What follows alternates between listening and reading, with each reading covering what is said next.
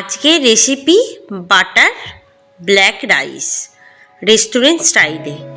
খুব কম উপকরণে তৈরি হয়ে যায়, মাত্র 3টি উপকরণ লাগে। তাহলে দেখে নিন চটজলদি রেসিপিটি। নমস্কার বন্ধুরা, মাই সিম্পল লাইফস্টাইল ব্লগে স্বাগত জানাই। যা বাড়িতে ঘরে অবশ্যই বানিয়ে নিতে পারেন। প্রথমে আমি এখানে 2 টেবিল চামচ বাটার দিলাম। বাটারটা একটু মেল্ট হয়ে গেলে দিয়ে দেবো 1/2 চামচ জিরা গোটা।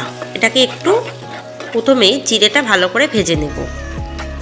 এরপর দিয়ে দেবো 1 টেবিল চামচ চিলি ফ্লেক্স। এটাও একটু ভালোভাবে ফ্লেভারের জন্য ভালো করে একটু পুড়িয়ে নেব।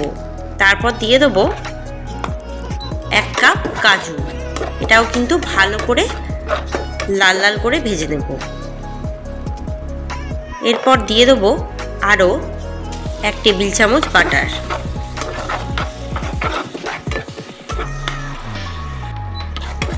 দেখুন বাটারটা মেল্ট হয়ে গেছে আর খুব লাল লাল করে কাজুটাও ভাজা হয়ে গেছে। এরপর দিয়ে দেবো 80% বয়েল করে রাখা ভাত, সেটাও কিন্তু দিয়ে দিলাম।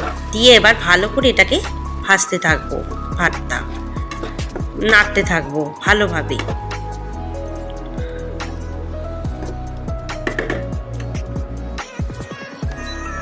এরপর 1 চামচ নুন দেব। এটা কিন্তু পনির মালাইকারির সাথে ভীষণই ভালো লাগে এই রাইসটা। এটা কিন্তু সম্পূর্ণ নিরামিষ। এবার ভালোভাবে নাড়তে থাকবো। এবার দিয়ে দেবো 1 চামচ চিনি আর দিয়ে দেবো 1 চামচ গরম মশলার গুঁড়ো।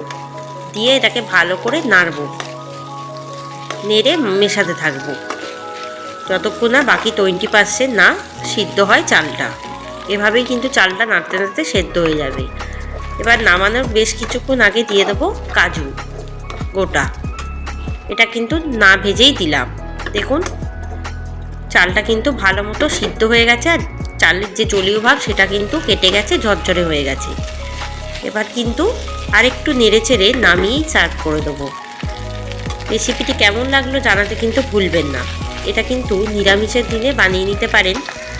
যাদের একঘেয়ে রোজ রোজ ভাত খেতে ভালো লাগে না, তারা কিন্তু রেস্টুরেন্ট স্টাইলে এভাবে কিন্তু চটজলদি খুব কম উপকরণ দিয়ে এটা বানিয়ে নিতে পারেন। দেখলেন তো খুবই সোজা বানানো। আর বাড়িতে অতিথি এলেও বানিয়ে দিতে পারেন, বা বেঁচে যাওয়া ভাত দিয়েও তৈরি হয়ে যায়। ভালো লাগলে রেসিপিটিকে দেখবেন, বানাবেন, কমেন্টে জানাবেন। চ্যানেলটিকে দয়া করে সাবস্ক্রাইব করবেন। ধন্যবাদ।